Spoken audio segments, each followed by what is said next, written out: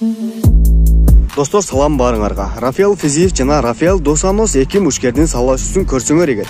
1-2-3 раундтара Рафаэл Физиев тарапта болду. Ал эми 4-чү раунд болсо дос Санос тарапта болду, достор. Себеби көп күрөш клинч тизелер өткөргөнүнө байланыштуу 4-чү раунд бразилиялык мушкерде болуп калды.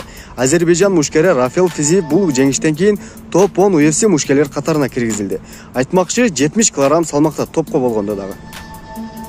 Бул жеңиштен соң Рафаэл Физиев бул сөздөрдү айтып өткөн, достор. Мен бардык раундтарга жетүү үчүн аракет кылып жаттым, чарчадым. Бирок чыдамы жок деп ким айтты мени? Ал мени багындырып кулатууга. Бир жолу гана мени күрөшүп жыгытып салды. Бирок кайра туруп алдым. Шон Шелби, сен жакшы иш жүргүзүүдөсүң. Мен ишенем, сен жакшы бой саллашуу мага табасың. Мага топ 5теги мушкерлерден тап.